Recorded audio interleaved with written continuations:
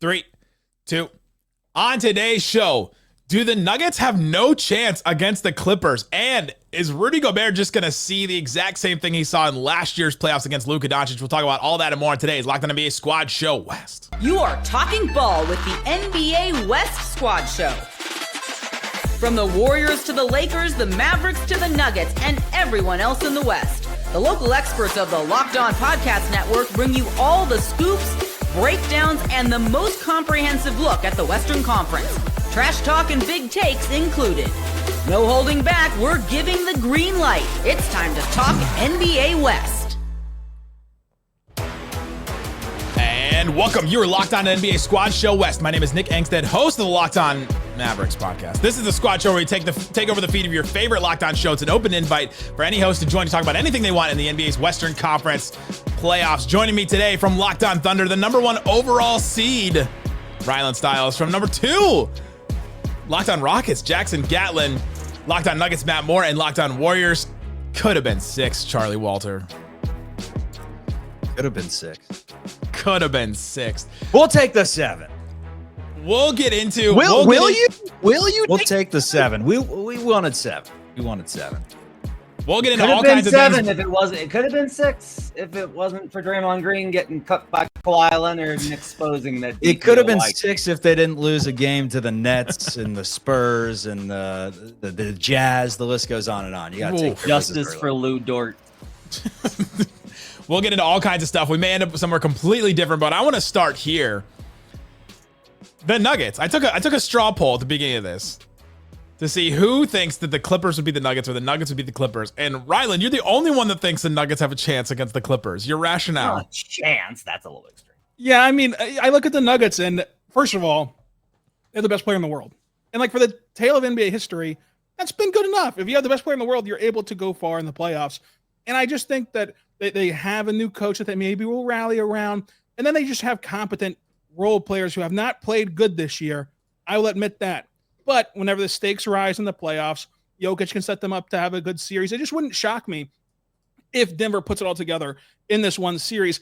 And we have the history of, 1, the best player in the world being what you need, and 2, the Clippers' history of like they can't get through a series healthy, and that sucks. It's a shame, but it's the reality. And until they do it, it's tough to say that they will. They've teased us every year, like Lucy with the football. I'm going to lean on Denver's championship pedigree, and it just would not stun me at all if Jokic takes over and Christian hits shots and Michael Porter Jr. hits shots, and then Jamal Murray has a good playoff series. Does the Ewing effect involve coaches as well? How does that work? Because it does seem like they typically play better for a couple of games. The Ewing effect to coaching is, do you take that shot? Do you practice that shot? Do you work on that shot? That's the Ewing effect on coaching. Right? Good call back. Bingo. I like the Clippers, fellas.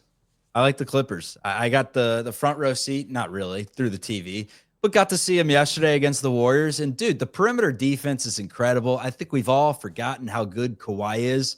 And based on the way he's playing, how healthy he is right now, James Harden, I mean, just the way that those two play, so much isolation basketball. It's the antithesis of what the Warriors do, but it's a thing of beauty when they're knocking down shots and they're doing it at a pretty high level.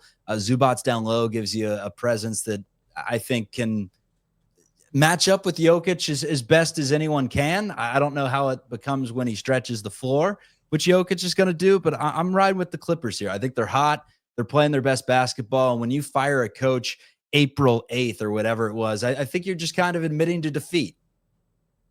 Yeah, I mean, I get it, Charlie, but also, keep in mind that, like there was yesterday, and, like, now they have to face, like, a real contender. And, like, there's, like, a difference that you got to, like, manage between those different levels of expectations. Look, matchup-wise, I don't hate it. If you were like, hey, build in a lab a player to defend Kawhi Leonard, you would wind up building in that lab Aaron Gordon. Big, agile, strong, and like the great thing about the Clippers is all the Clippers fans have been on the Locked On Nuggets live show comment section.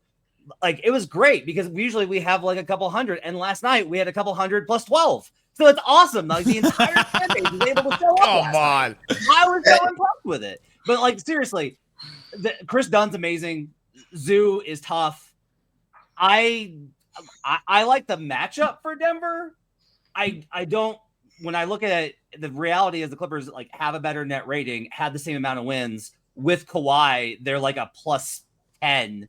They're like plus 13. They're way better than what Denver is, even with Jokic on the floor. So like, I can't say I feel confident because Denver's defense is a joke, but I do like the matchup for Denver theoretically. I have a hard time being like, yeah, I trust Denver to get the win here. Denver's defense is a joke, and you're saying you're very confident? Because our defense ain't no joke. Because like, I mean, the Clippers, all they do is run isolation, and it's inherently an inefficient offense, which is why they're 17th in offense this season. Wait. Time out. You said as long as Kawhi Leonard makes it through the series healthy, they've got an excellent shot. What could possibly go wrong? Wait, listen. You said you're right about the Clippers are an isolation heavy team, but aren't James Harden and Kawhi Leonard's like isolation numbers efficient? I saw firsthand yesterday, very efficient. It's very hard relative to the league, but when you actually look at like the overall like offense, no, because like that's a problem. If you're like, we're the most efficient offense in the league, I'm DeMar DeRozan. I'm the most efficient mid-range shooter in the league. Different. What does that mean? Oh no, your offense isn't very good. You said we were 17th in offensive rating for the entire season, but we're talking about with Kawhi Leonard, our offensive rating has been, I believe, top 10. Sure. If you believe in March basketball that any of that is legitimate, then sure. I believe in. Well, as somebody that went on covering a team that went on a run last year because of March basketball. I believe in March basketball. Here's the thing: who's hot? The last time I was on the squad show with Matt, he asked me, "Are the Clippers good?" And it was only 15 games left in the season, and I legitimately said, "I think we're good." But to be honest, how good? Give me the last 10 games to figure it out to see what we can look like with Kawhi. The answer is the Clippers are very good. And I was on the preview show with Nick last year when we were playing Dallas. And because Kawhi Leonard was out, I had no confidence. And all the Mavs fans were saying, this guy's so objective, because I wasn't high on the way we were playing. You didn't pick the Clippers. Yeah, because I was like, I don't know about this series. I still have a lot of respect for the Denver Nuggets, but I feel way differently. This is the best the Clippers have ever played going into the postseason in my 20 years of fandom, ever. I mean, and it's because 2021 though. Like 2021, that team I think wins the title. If they're almost going to lose the first round. I was just saying though, the way they were playing going into the playoffs, I don't think the Clippers are playing as well. And Kawhi, he had a foot injury the last month or so of the regular season that year. Yeah. He has played amazing, but I don't know what you guys said before I jumped on, but I can't wait for this series. It's going to be so exciting. I have such respect for Denver and Jokic. He's right about Aaron Gordon being a good Kawhi defender, but what's going to happen when we set one screen? Is Jamal Murray going to stay switched on to Kawhi the way in Game 7 last year against the Wolves? The Nuggets kind of allowed Jamal Murray to keep switching on to good players. That's something that I'm wondering. I talked to you this summer, man, and you were low on the Clippers. You were not happy with the direction. Kawhi was starting to irk you with the way that he was always getting injured. He was out at that point. And I mean, for you to change your tune like this, it truly makes me believe. That's an objective guy right there. Very objective. What changed the most for the Clippers this year, Darian? Having a defensive identity with role players that are just going to go out and be role players. I'm telling you, and honestly, I don't even feel bad. Paul George, he just has this inherent like excuse making in everything that he brings to a team. And he doesn't know who he wants to be as a basketball player. Sometimes it's, I'm not getting enough touches. I want to play, run more pick and rolls as the ball handler. And then other times it's, I'm doing too much. I don't want Drew Holiday to pick me up full court. And he thinks he's this max player, but then he goes out without Kawhi Leonard and averages 19 points in the playoffs last year. I think having more defined roles really changed a lot. And it was very clear what the game plan was. It's James Harden's going to do his James Harden thing. Zubats is going to be fantastic on both ends. We're going to play through him more. And then Norman Powell's outlier first half of the season, I think, is what really propelled us to being great. And then now you add Kawhi already to a team with a defense first identity, because he was a defense first guy when he first came in the league.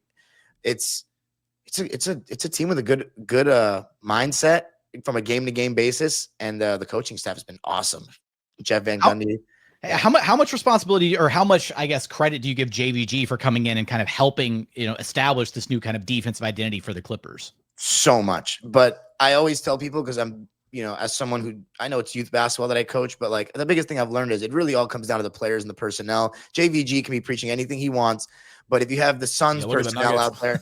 If you have the Suns personnel out there, you're not going to defend well. Chris Dunn and Derrick Jones Jr. are elite, and Ivica Zubac is elite. And James Harden has put a good enough effort defensively throughout the season. And yeah, I think he gets a lot of credit. I honestly think some Clipper fans give him too much credit because some are too hard on Ty Lue, but all of them deserve a ton of credit. And Jeff has been amazing. Are we overthinking the Ty Lue versus an interim coach matchup between these two?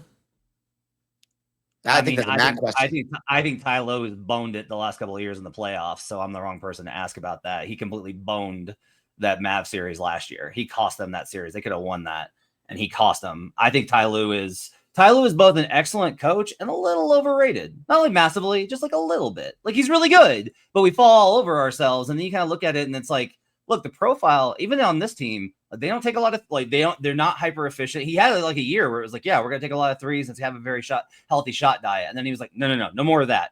Let's have a complete clunker. Let's just do that. I think he's good. Adelman's been really good. I have no idea what to expect of this Nuggets team. Like I have no idea what to expect. I will tell you, I don't think that Adelman's going to get I don't think he'll get completely destroyed by adjustments. Like he's been part of a staff that's made those adjustments before. I don't think Adelman's in over his head from an adjustment standpoint. In-game stuff, I don't know. I don't have enough games of watching him as a head coach to know. But like, I will say, Ty Lue is not like an indomitable force. It's not Eric Spoelstra. It's not Popovich. It's not even Kerr. Like great coach, but not like an indomitable force here. Are you looking at me to have a response there? Yeah, Nick? we do debate rules here on the squad show. If your team gets called out, you get to respond. Okay, well, I do agree with his assessment of Ty Lue overall. I don't know how come you think he cost the Clippers the series last year? I know, yeah, I want to hear your opinion on that. Zoo killed them in that game one. Killed them because Daniel Gafford can only guard driving versus small guards. And when actual big men go up against him, which is why if the Nuggets hadn't blown a 20-point lead in game 7, they sweep the Mavericks and we don't have to deal with the nonsense of that fraudulent run. But instead, Lou is like, Zoo's killing him. No, I know. Let's never give Zoo the ball again. Let's never see him. He is obsessed with small ball, which he's saved in this series because he can't do, right? Like there's zero capacity for him to be able to go like super small in this series, except when Jokic isn't on the floor. So he's like kind of saved there. But that to me has been like the criminal thing is like he hasn't trusted Zoo enough in these series. Zoo could have been the guy that he's been this year. Like he's been that dude and he hasn't trusted him enough.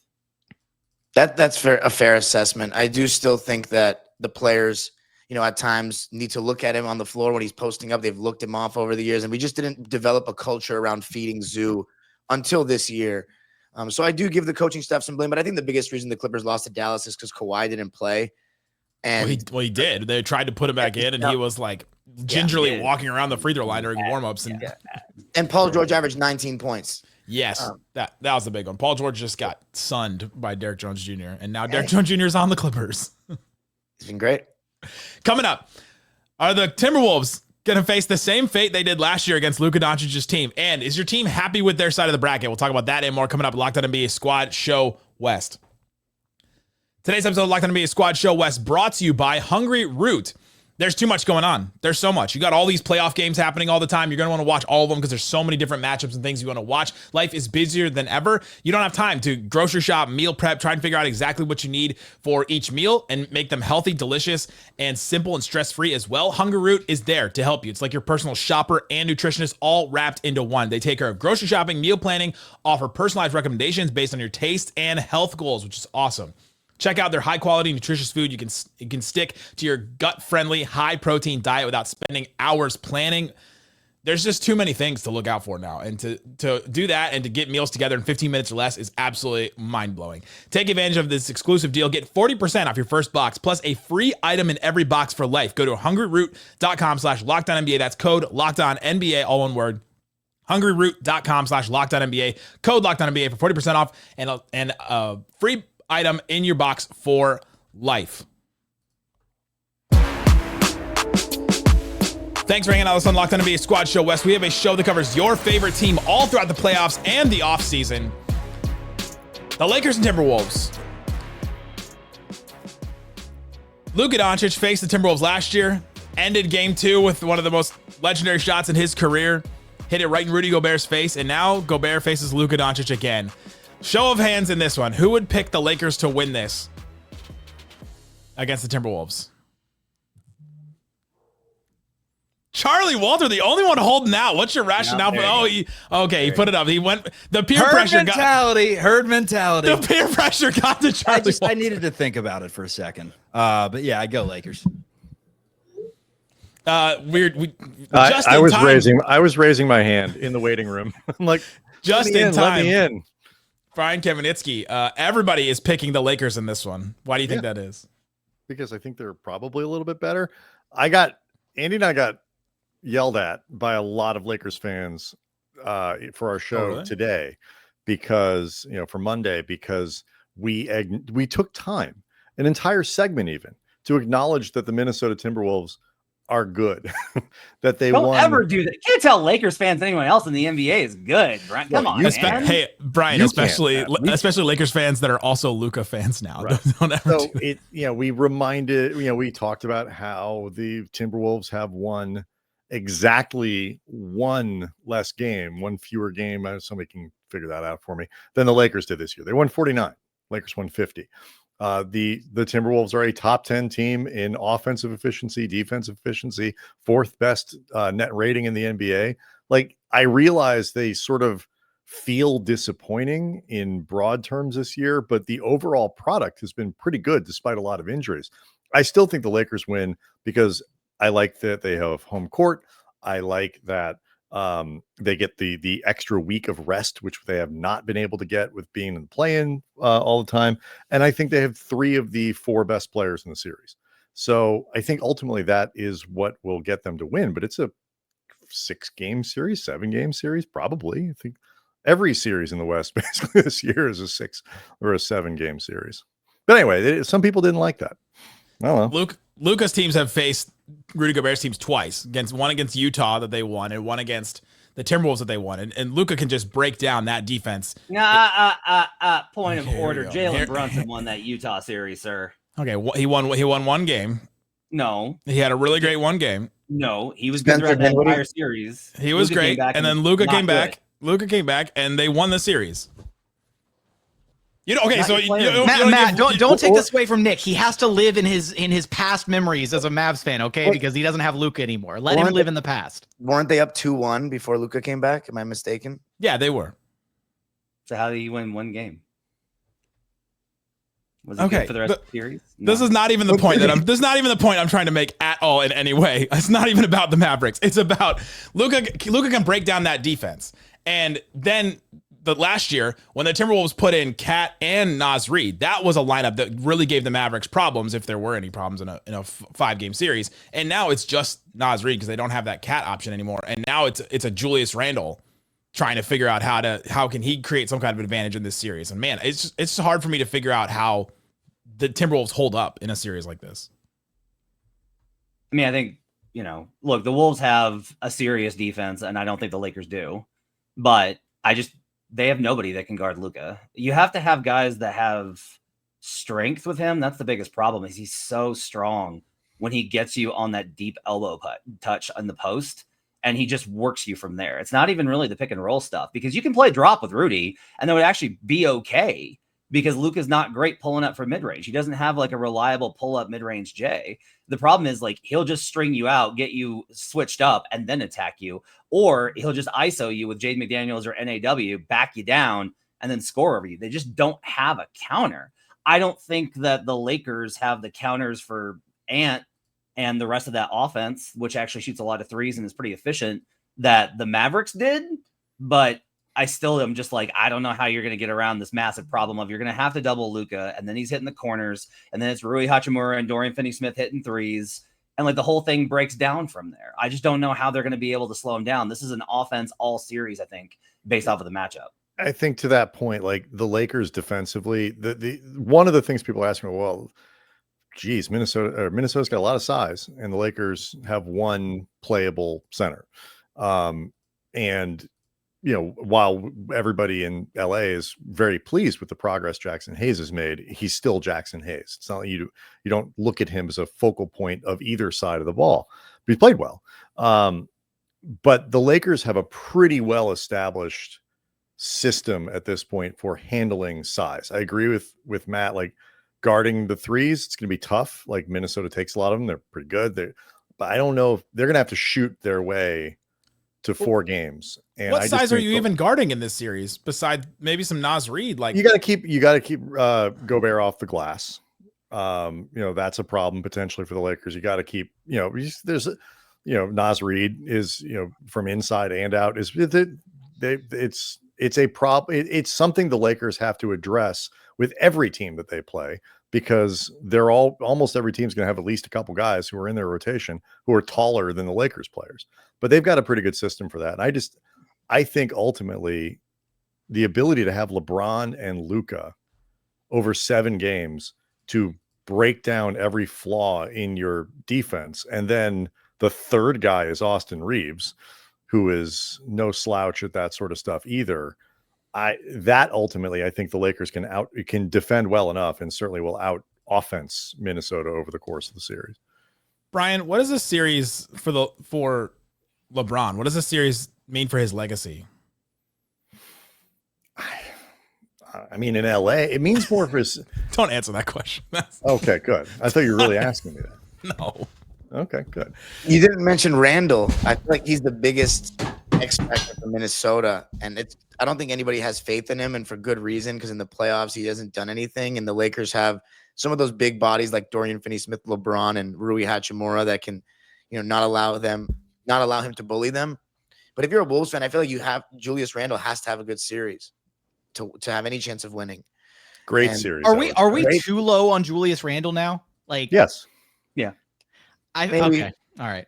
But I don't believe in him in a series against these kind of experienced and smart players in LeBron and Luka. And as Matt said about McDaniels or the Wolves defense, I mean, they were amazing last season until we saw them play Luka, and he made them look, you put them in jail in the pick and roll and just posted them up, and they looked like there were nobodies after that.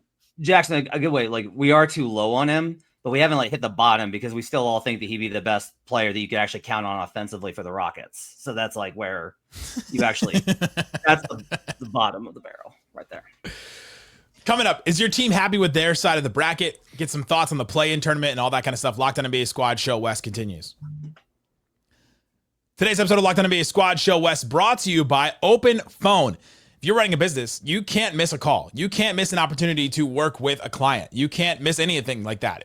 Watching playoff games or doing whatever you're doing. You're busy all the time. That's where Open Phone comes in. It helps you. It's the #1 business phone system designed to streamline and scale your customer communications all through an app on your phone or your computer.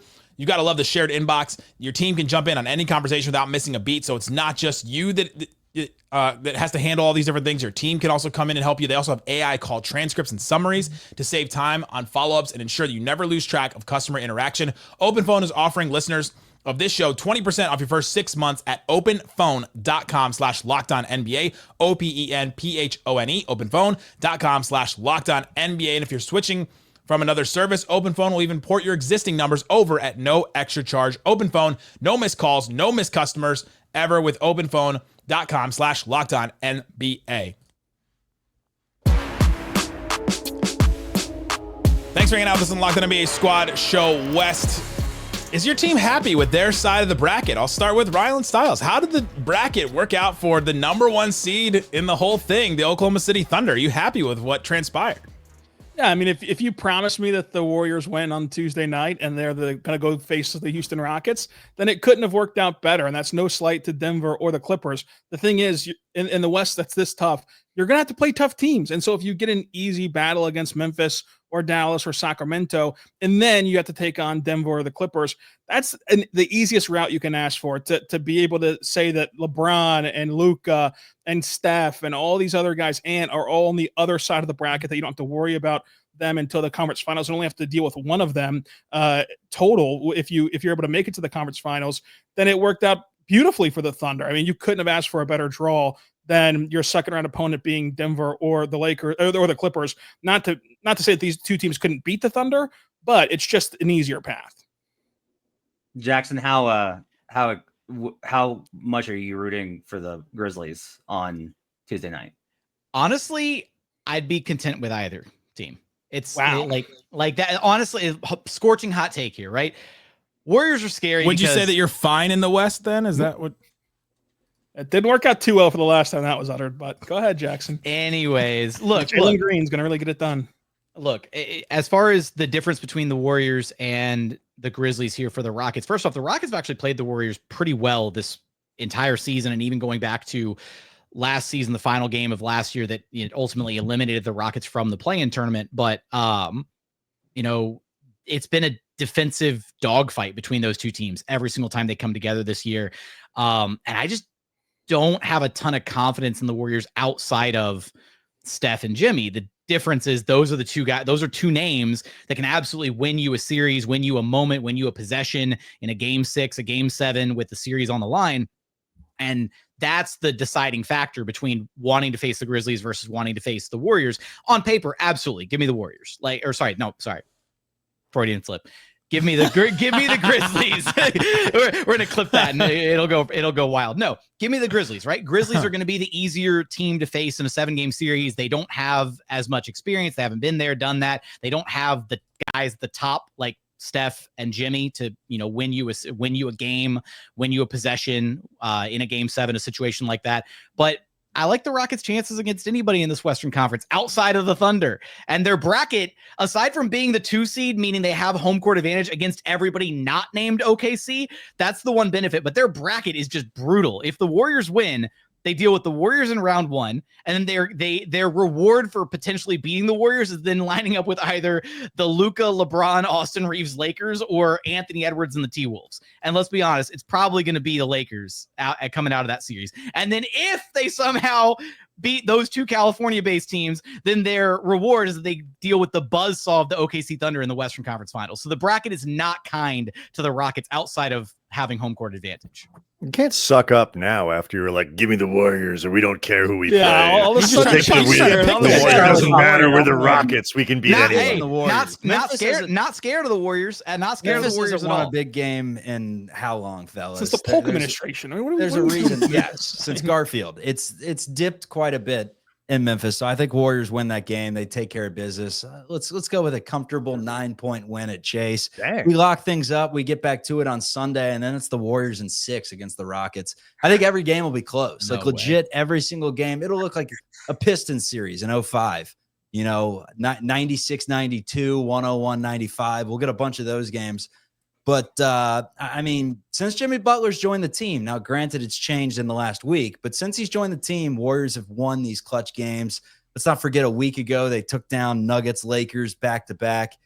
Don't let a fluke loss to the Spurs and then a hell of a game that ended with 2 potential game-tying shots or, end-of-game situations where the Warriors could have gotten a bounce and won a game. Don't let that cloud your judgment. I think the Warriors are just as good as the Rockets, which they proved in the season series, beating them 3 times. Jackson, how do you logic through the feeling this confident about the Rockets while the Rockets have the same half-court offense as the Jazz this year?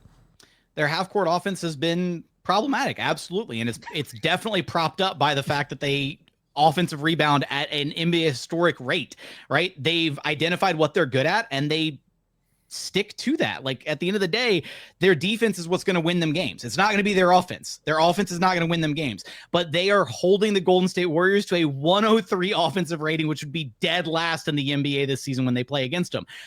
They have a losing record against them. They've had Steph in absolute hell. Dude, the first game of the season, the Warriors were up I think they were up like 70 to 40 that game.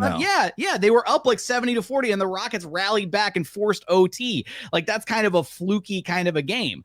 I mean, Steph wasn't there for the first 2 of these matchups, but the 3 matchups that he did play, he was inefficient, poor efficiency games, and the last game, he was non-existent. Amin Thompson erased him from existence in that last game. He did nothing in the last game. Couldn't even get looks off. That's how good Amin Thompson was face guarding Steph in that game.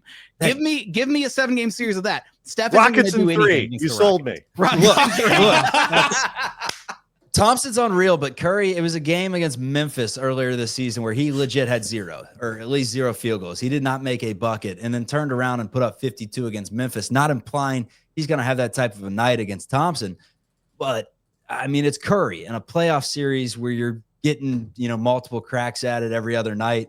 Like you're not going to shut Curry to under 15 points every single game. And the fact that they did impressive, but the fact that they weren't able to run away with that game, and it was like 6 or 7 with 4 minutes left, it proves to me that every single game in this series is going to be close. Can the Rockets take down the vets and win these close games? Maybe. But if you're a betting man and you get Jimmy Butler and you get Steph Curry and you get Draymond Green and you get Steve Kerr, now Udoka has done it himself, but you compare that to the Rockets and it's like Şengün, it's Jabari. Like who are we going with here?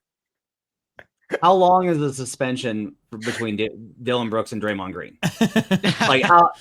Who's nuts will be kicked first? Beef. Who will kick the first?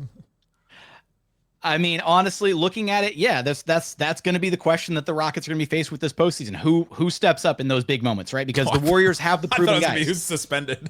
No, I thought he was really leaning into that. Honestly, I could. The Rockets lead the league in technicals and coach technicals and all that stuff ever since Ime Udoka took over. They don't mess around, man. They're the most technical laden team in the entire NBA.